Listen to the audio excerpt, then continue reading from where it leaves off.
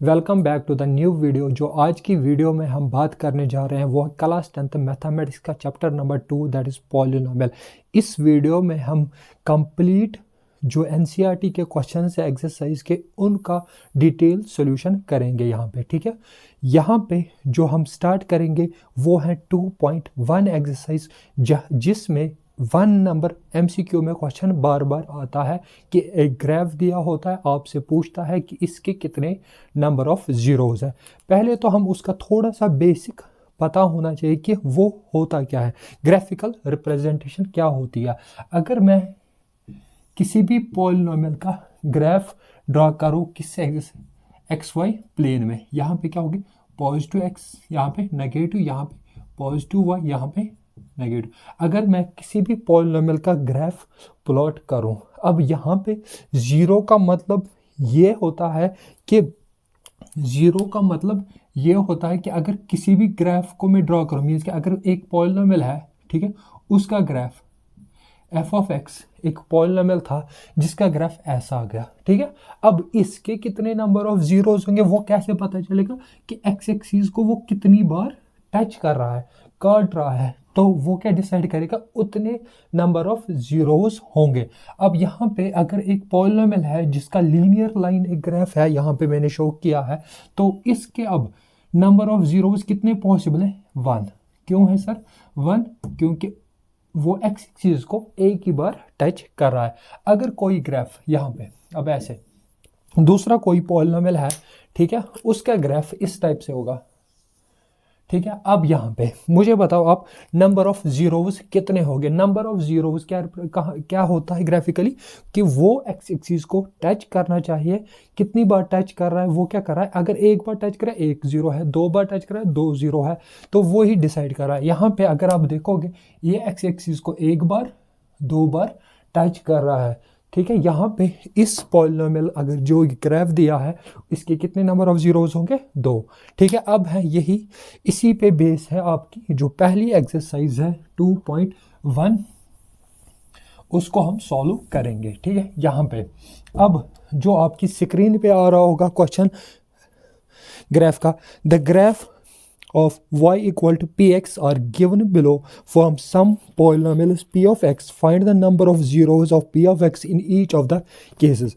अब यहाँ पे जैसे आप पहला केस देखोगे उसमें जो ग्राफ दिया है वो खाली y एक्सिस को टच कर रहा है, x एक्सिस को नहीं कर रहा है। तो उस केस में जो पहला केस होगा उसमें कितने नंबर ऑफ जीरोज होंगे, खाली 0, मीन्स कि उसका कोई जीरो नहीं होगा। क्यों नहीं होगा, रीजन इज दैट कि वो एक्स एक्सिस को टच नहीं कर रहा है। अब पार्ट नंबर सेकंड में अगर आप देखोगे तो वो एक्स एक्सिस को कहाँ पे टच कर रहा है, एक जगह राइट हैंड साइड में, ठीक है, एक जगह वो टच कर रहा है एक्स एक्सिस को, तो उसको कितने नंबर ऑफ जीरोज होंगे, 1, ठीक।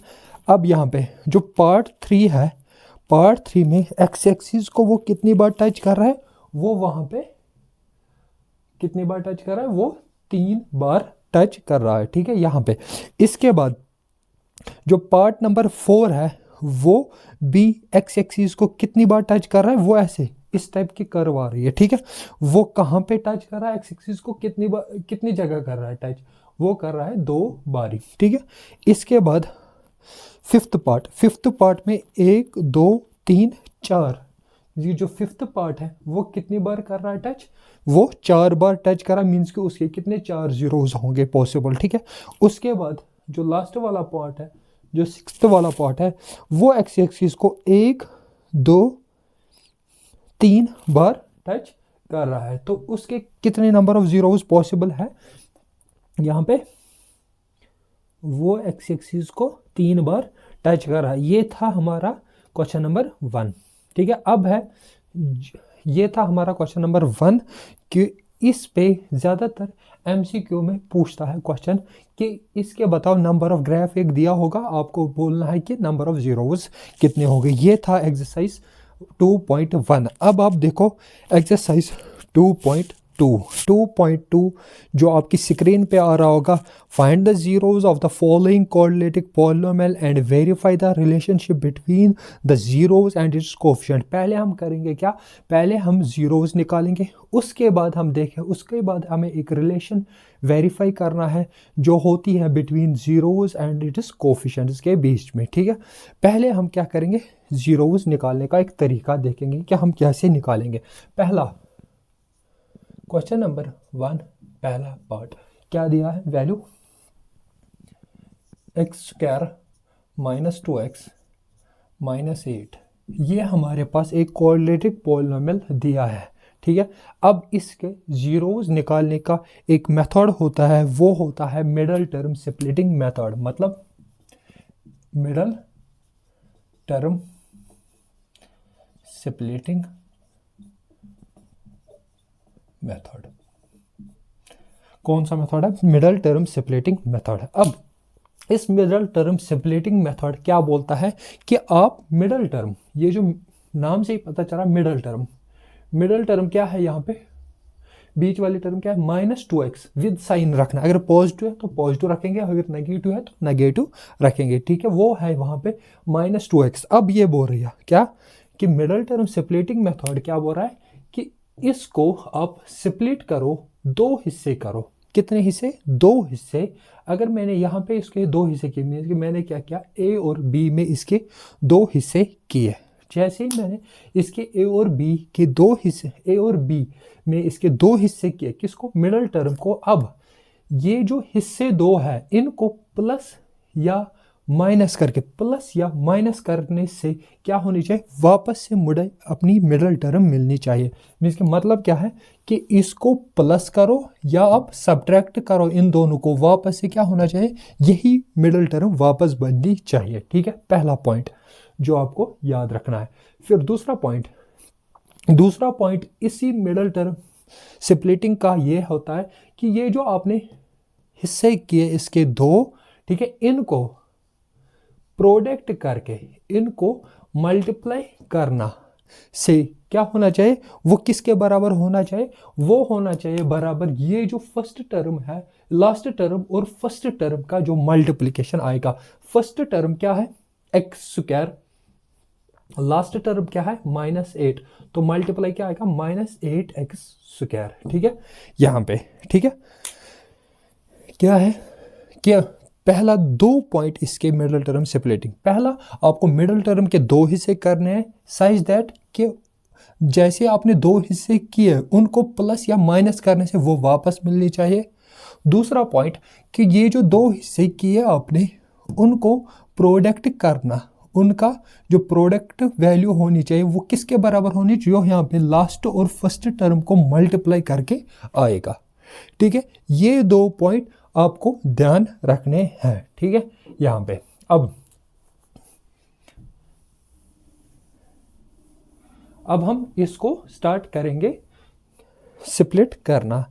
अब आप और एक देखो, आपको क्या लाना है, प्रोडक्ट करके -8x², ठीक है। कोएफिशिएंट क्या है, 8। आप क्या करो, 8 की प्राइम फैक्टराइजेशन। अगर किसी को नहीं आ रहा है समझ कि मैं कैसे करूं इसको मिडल टर्म स्प्लिट, तो वो क्या करो, 8 की प्राइम फैक्टराइजेशन करो। आपने पहले चैप्टर में भी पढ़ा होगा प्राइम फैक्टराइजेशन कैसे करते हैं। 2 से क्या होगा, 2 4 8, 2 2 r, ठीक, फिर 2 1 r। मीन्स कि यहाँ पे कितने क्या आई प्राइम फैक्टराइजेशन, 2 2 2। मीन्स कि 8 की जो प्राइम फैक्टराइजेशन वो क्या है, 2 × 2 × 2, मीन्स कि 3 बार 2 है। अब यहाँ पे अब आप क्या करो कि इसके ग्रुप्स बनाओ। मगर आपको देखो यहाँ पे प्राइम फैक्टराइजेशन में कितने प्रोडक्ट वो वैल्यूज आई, नंबर्स आए, 3 आए ना। तो यहाँ पे आप क्या करो, आप 2 का ग्रुप बना लो। अगर आप किसी भी एंगल से ग्रुप बनोगे तो यहाँ पे क्या बनेगा, अगर इन दोनों को 4 और 2 बन जाएगा, 4 और 2 बन जाएगा। कुछ अगर इन दोनों को भी आप पहले लोगे तब भी 4 और 2 ये बन जाता, ठीक है। मीन्स कि इन सेम यहाँ पे एक ही कॉम्बिनेशन पॉसिबल है, वो है 4 और 2 का। मीन्स कि अगर हम इन दोनों को दो में कन्वर्ट करें। अगर यहाँ पे 3 थे, अगर हम इनको 2 में जीता है, यहाँ पे एक ही कॉम्बिनेशन पॉसिबल है 4 और 2 का। मीन्स कि इसका क्या मतलब है कि 4 और 2 का ही यूज़ करके आपको क्या हो जाएगा, ये सॉल्व हो जाएगा। ठीक है, अब देखो 4 और 2 का यूज़ करना से आपको क्या होना चाहिए, -2 आना चाहिए। पॉसिबल है सर, 4 2 और 8 भी पॉसिबल है, दोनों चीज़ें पॉसिबल है। अब यहाँ पे अब आप क्या करो, एक्स स्क्वायर को लिखा, उसके बाद आप लिखो यहाँ पे 4x लिखो, यहाँ पे 2x लिखो, यहाँ पे -8 अपना वापस लिखो। अब यहाँ पे खाली आपको क्या करनी है, साइन डिसाइड करनी है कि कौन सी साइन आएगी। ठीक है, यहाँ पे लाना क्या है, -2x, मगर 4 में से 2 काटना भी है, वो कैसे पॉसिबल है, मगर साइन रहनी चाहिए क्या, माइनस की। वो कैसे पॉसिबल है, वो तभी पॉसिबल है जब वो बड़े की साइन माइनस हो, यहाँ पे छोटे की क्या हो, प्लस।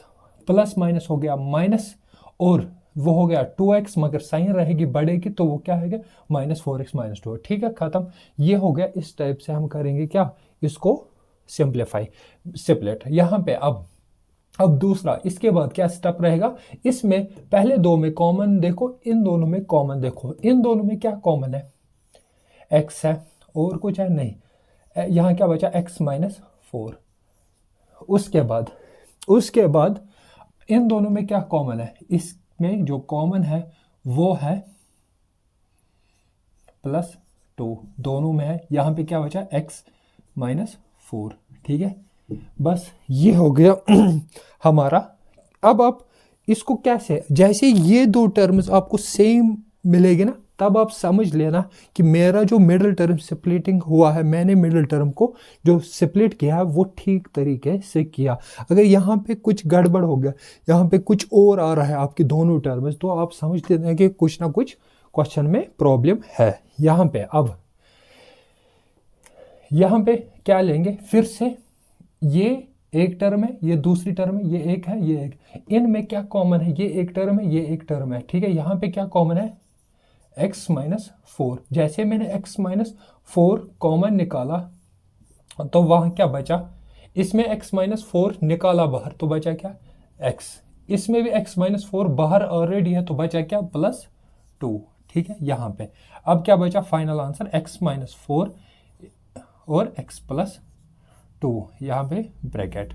अब जीरोस निकालने के लिए ये हो गया मिडिल टर्म सेपरेट। अब इसको जीरो निकालने के लिए इसको क्या करना पड़ेगा, इक्वेट करना पड़ेगा, किसके साथ, जीरो के साथ। अब यहाँ से या तो इन दोनों में से एक, x -4 = 0 होगा, या x +2 = 0 होगा। यहाँ पे x की वैल्यू क्या आएगी, 4 आएगी, यहाँ पे x की वैल्यू क्या आ गई, -2। ये हो गया जीरोस फाइंड आउट किसके, इस पहले पार्ट के। यहाँ पे x की वैल्यू क्या आ गई, 4, यहाँ पे x की वैल्यू क्या आ गई, -2। ठीक है, ये हो गया हमारा यहाँ तक सॉल्व। अब है इसके बाद इसी क्वेश्चन में आपसे पूछा गया है कि रिलेशनशिप बताओ बिटवीन कोफिशिएंट्स एंड जीरोस। ठीक है, ये वो रिलेशन क्या है कि अगर हमारे पास एक जनरलाइज फॉर्म होती है, ax² + bx + c = 0, ये है इक्वल टू f(x). ठीक है, ये है हमारे पास क्या, एक क्वाड्रेटिक पॉलिनोमियल। ठीक है, जैसे हमारे पास ये एक क्वाड्रेटिक पॉलिनोमियल है, जैसे हम इसके जीरोस निकालेंगे, कितने जीरोस होंगे, 2 जीरोस पॉसिबल है।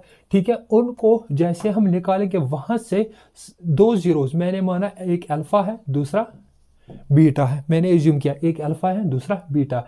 अब मैं अल्फा प्लस बीटा, जैसे मैं इन दोनों को सम करूंगा, वो बराबर होगा हमेशा किसके बराबर, -b/a। और जैसे मैं इन अल्फा इंटू बीटा, मीन्स कि ये जो 2 जीरोस आए मुझे, उनको प्रोडक्ट होगा बराबर c/a, ये हमेशा होगा। ये जो रिलेशनशिप है ये हमेशा वैलिड रहेगी। अब हम इसी को देखना है कि ये क्वाड्रेटिक पॉलिनोमियल, मैंने 2 जीरोस निकाले, ये क्या है, ये यहाँ पे अल्फा है 4 और बीटा है किसके बराबर है, -2। ठीक है, ये है बीटा -2। अब इसके बाद अगर मैं इस क्वाड्रेटिक इक्वेशन को इसके साथ कंपेयर करूं तो वहां पे बी ए की वैल्यू क्या है अकॉर्डिंग टू दिस, ए की वैल्यू क्या है, यहां पे कुछ नहीं है तो 1 है। बी की वैल्यू क्या है, बी की वैल्यू इसके हिसाब से यहाँ प्लस साइन है मगर वहां पे माइनस है तो वो क्या है -2। सी की वैल्यू क्या है इसके हिसाब से, सी की वैल्यू यहाँ प्लस है मगर यहाँ पे माइनस, तो सी की वैल्यू -8 है। ठीक है, ये हमारे पास ए बी सी निकल के आ गया और अल्फा और बीटा भी निकल के आ गया। अब रिलेशन क्या है, वेरीफाई करना है सम ऑफ जीरोस किसके बराबर होना चाहिए, -b/a।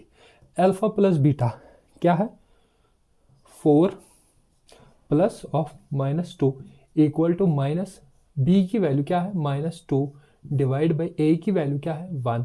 तो यहाँ पे 4 - 2 इक्वल टू, यहाँ पे minus minus plus 2 divide by 1 means कि 2, यहाँ पे 2 इक्वल टू 2। तो ये क्या हो गया वेरीफाई, एक पार्ट हो गया हमारा वेरीफाई के सम ऑफ जीरोस हो गया वेरीफाई। यहाँ पे अब हमें क्या निकालना है, product of zeros. Product of zeros alpha into beta किसके बराबर होना चाहिए, c/a। अल्फा की वैल्यू क्या है 4 इंटू बीटा की वैल्यू -2। ठीक है, इसके बाद c की वैल्यू क्या है -8 और a की वैल्यू वही 1 है वापस, 4 2 -8 इक्वल टू -8। तो ये क्या हो गया वेरीफाइड। हमने रिलेशनशिप भी जो हमने देखी है कि जो सम ऑफ जीरोस और प्रोडक्ट ऑफ जीरोस वो इस पार्ट में वेरीफाई भी हो गई। ठीक है, ये था हमारा क्या पार्ट नंबर फर्स्ट। अब हम देखेंगे इसका पार्ट नंबर सेकंड जो आपकी स्क्रीन पे आ रहा होगा, क्या है 4s² - 4s + 1। ठीक है, इसका भी क्या करना है, सेम सम ऑफ जीरोस, पहले तो जीरोस निकालने हैं उसके बाद ये रिलेशन फिर से वेरीफाई करनी है। ठीक है, यहाँ पे अब हम उसको सॉल्व करेंगे।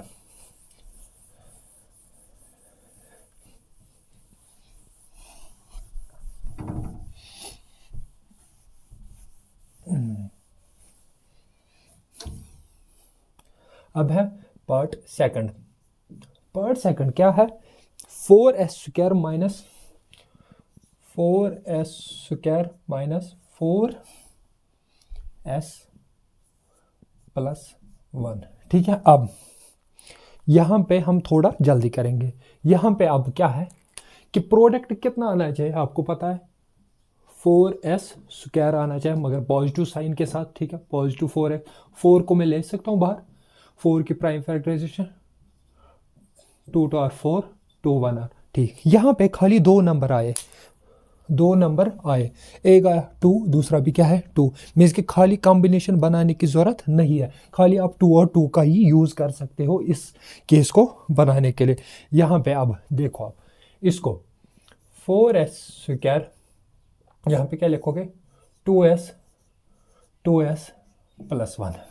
ठीक है, ये आपने लिखा, खाली आपको अब साइन देनी है। साइन कैसे दोगे आप, कि आपको लाना है 4, वो तभी पॉसिबल है जब ये दोनों ऐड होंगे। ये दोनों कब ऐड हो सकते हैं, जब दोनों माइनस हो, माइनस माइनस प्लस, तो वो हो गया 4s और वो हो गया बस। इन दोनों का प्रोडक्ट क्या आएगा, माइनस माइनस प्लस 2 और 4s² बराबर +4s²। ठीक है, ये हो गया। अब इसमें क्या करेंगे, कॉमन लेंगे। क्या है कॉमन, एक तो 2 है, दूसरा s भी है, बचा क्या 2s बचा और वहां क्या बचा -1। ठीक है, इसके बाद ये दोनों सेम है, ये दोनों सेम है, तो कॉमन क्या है, कॉमन है -1। यहां पे क्या बचेगा, कॉमन क्या है 1।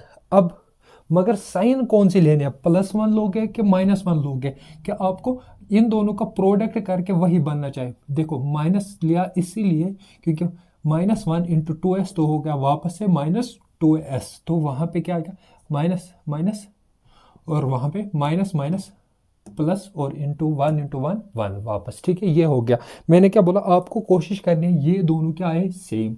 ठीक है, इसके बाद इसमें क्या लेंगे, यही कॉमन 2s - 1 कॉमन लिया, बचा क्या, बचा 2s माइनस 1 बचा। ठीक है, अब इसको क्या करेंगे, इक्वेट करेंगे किसके साथ, 0 के साथ। जैसे मैंने इसको इक्वेट किया 0 के साथ तो मैं उससे क्या पता चलता है, 2s माइनस 1 इक्वल टू 0 होगा या 2s माइनस 1 इक्वल टू 0 होगा।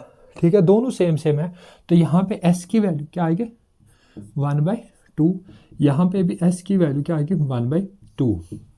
जीरोज क्या आए, 2 जीरोज आए, दोनों क्या है सेम, मीन्स कि ये अगर अल्फा है 1/2, ये क्या है बीटा इक्वल टू 1/2। ठीक है, अल्फा और बीटा इस केस में क्या आए सेम, 2 जीरोज आए मगर दोनों क्या आए सेम।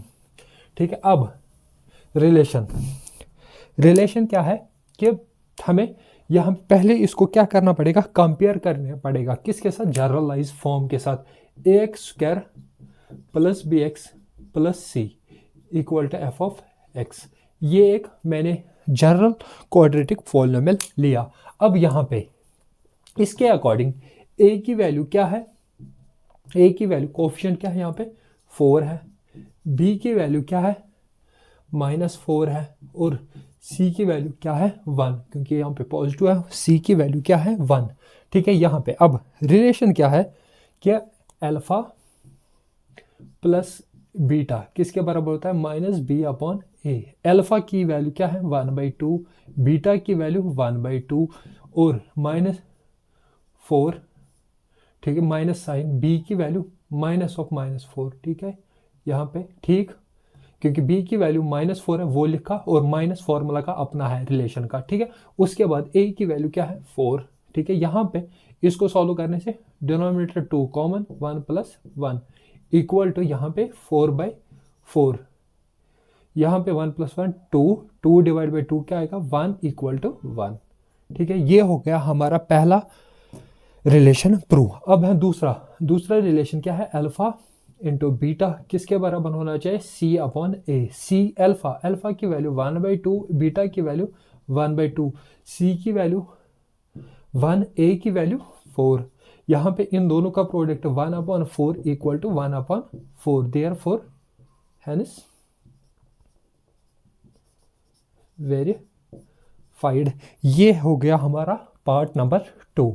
ये बहुत इजी पार्ट था। अब है आपकी स्क्रीन पे जो आ रहा होगा पार्ट नंबर 3 भी बिल्कुल ऐसा ही है, वो आप होमवर्क में करोगे। वो पार्ट क्या है, वो है पार्ट दिया है 6x² -3x3 -7x। पहले आपको क्या करना पड़ेगा, इसको थोड़ा सा इंटरचेंज करना पड़ेगा। कैसे, इसको लिखना पड़ेगा 6x² -7x -3। अब इसको स्प्लिट करना पड़ेगा, स्प्लिट करके क्या आना चाहिए 3 6 18 मगर -x² ऐसा आना चाहिए। अब इसको फिर से आप प्राइम फैक्टराइजेशन करो, उसके बाद आप पेयर्स बनाओ, 2 के पेयर बनाओ और उसके बाद इसको सिंप्लीफाई करो, मिडल टर्म स्प्लिट करो, वहां से जीरोज निकालो, उसके बाद आप इस क्वेश्चन के भी इस पार्ट के भी रिलेशन करो, फाइंड आउट। ठीक है, वो वेरीफाई होता है कि नहीं। उसके बाद हम यही क्वेश्चन जो पार्ट नंबर 4 जो बार बार शॉर्ट 2 नंबर के मार्क्स में पूछा गया है, वो क्या है 4u² + 8u। पार्ट क्या है, पार्ट 4u² + 8u। ठीक है, यहाँ पे अब इसको मिडल टर्म स्प्लिटिंग मेथड लगाने की जरूरत है ही नहीं, क्योंकि खाली इसमें कितनी टर्म है 2 ही, तो मिडल टर्म है ही नहीं कोई, तो इसको हम डायरेक्ट सॉल्व करेंगे। यहाँ पे हम डायरेक्ट क्या देखेंगे, कॉमन क्या है, कॉमन इन दोनों में 4u है, बचा क्या u बचा, यहाँ पे 2 बचा। ठीक है, इसको मैं क्या करूँगा वहीं पे इक्वेट कर दूंगा 0 के साथ। ठीक है, जैसे मैंने इसको इक्वेट किया, या 4u इक्वल टू 0 होगा या u + 2 इक्वल टू 0 होगा।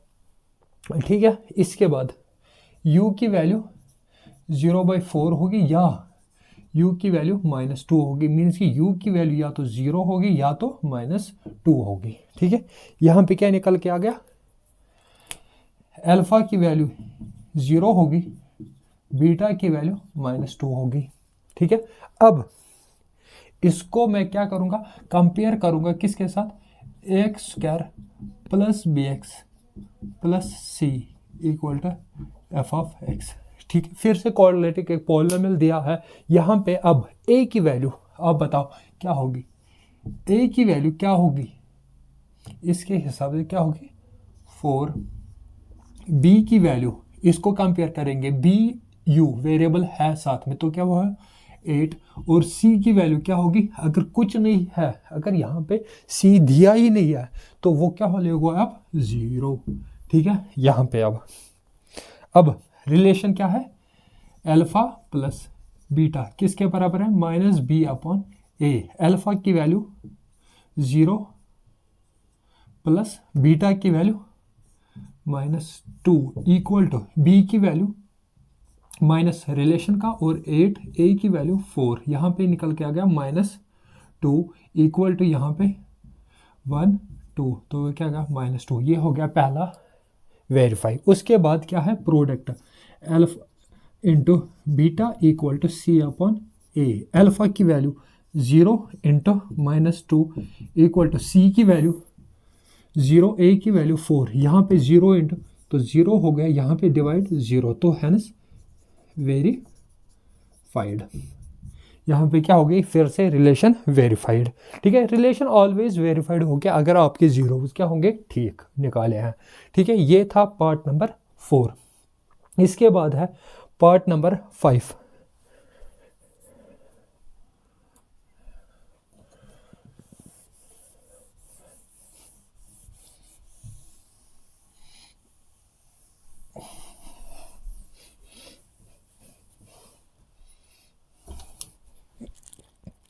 अब क्या है part number 5, t² -15। Part number 5 में t² -15 ये पार्ट दिया है हमारे पास, इसको क्या निकालना है 0। फिर से क्या है, दो ही टर्म्स है, मिडिल टर्म स्प्लिटिंग मेथड लगेगा ही नहीं, सीधा ही हम क्या करेंगे, इसको सॉल्व करें। अभी तक हमने देखा था कॉमन निकाल रहा था पार्ट नंबर 4, इसमें तो वो भी नहीं है, तो हम क्या करेंगे t² -15 इक्वल टू 0 डायरेक्ट पुट करेंगे।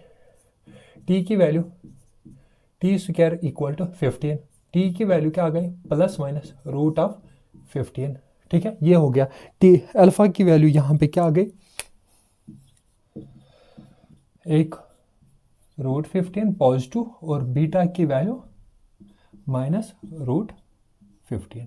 ठीक है, ये हो गया अल्फा और बीटा। यहाँ पे a की वैल्यू अगर मैं इसको जनरलाइज फॉर्म से कंपेयर करूँ, वो क्या होगी, a की वैल्यू यहाँ पे a की वैल्यू 1 है, b की वैल्यू, क्योंकि यहाँ पे c वाली टर्म दी है, b की वैल्यू 0 है, c की वैल्यू -15 है। ठीक है, अब यहाँ पे पहला relation alpha plus beta equal to -b/a। Alpha की वैल्यू √15 पॉजिटिव प्लस -√15, b की वैल्यू 0 डिवाइड बाई a की वैल्यू 1 मगर माइनस यहाँ पे। ठीक है, अब यहाँ पे प्लस और माइनस ये दोनों क्या हो जाए कैंसिल, 0 इक्वल टू यहाँ से भी क्या निकल के आ गया 0। ठीक है, अब दूसरा ये हो गया पहला। उसके बाद दूसरी रिलेशन क्या होती है, प्रोडक्ट इनका कितना होता है c/a के बराबर। प्रोडक्ट क्या है √15, फिर है मल्टीप्लाई -√15 इक्वल टू c की वैल्यू क्या है -15, a की वैल्यू 1 है। तो इन दोनों का √15 इंटू √15 क्या हो गया, √15 का स्क्वायर, मगर माइनस साइन बाहर रहेगा तो यहाँ पे 15 निकल गया माइनस साइन के साथ, यहाँ पे स्क्वायर एंड रूट गया तो 15 इक्वल टू -15। तो ये क्या हो गया फिर से वेरीफाइड। ठीक है, ये हो गया वेरीफाइड। इसके बाद है आपका पार्ट नंबर 6, 3x² -x -4। उसमें कौन सा मेथड लगेगा, मिडल टर्म स्प्लिटिंग मेथड, वो आप करोगे खुद से। उसके बाद उसके बाद है इसी एक्सरसाइज का जो लास्ट क्वेश्चन है, क्वेश्चन नंबर 2। अब हम उसको देखेंगे। क्वेश्चन नंबर 2, क्वेश्चन नंबर 2 जो आपकी स्क्रीन पे आ रहा होगा क्या है, find a quadratic polynomial each with a given numbers as a sum and the product of its zeros respectively। हमारे पास इस क्वेश्चन में क्या दिया है, एक तो सम ऑफ जीरोज क्या है और प्रोडक्ट ऑफ जीरोज गिवन है। सम ऑफ जीरोज और प्रोडक्ट ऑफ जीरोज दिए हैं, हमें निकालना है कि इसका क्वाड्रेटिक पॉलिनोमियल होगा, जो ओरिजिनली पॉलिनोमियल होगा जिससे ये निकल के आ गए होंगे सम ऑफ जीरोज और प्रोडक्ट, वो क्या था, ये उल्टा है उसी का क्वेश्चन। ठीक है, इस टाइप का क्वेश्चन है, उसका रिवर्स प्रोसेस है एक हिसाब से। अब हम उसी क्वेश्चन को कैसे सॉल्व करेंगे उसको आप देखो। उसके लिए जो क्वेश्चन नंबर 2 है, पार्ट फर्स्ट, उसमें पार्ट में क्या दिया है, 1/4 मीन्स कि वो क्या है, सम ऑफ जीरोज। ये क्या है, एक सेकंड, ये क्या है एक हिसाब से,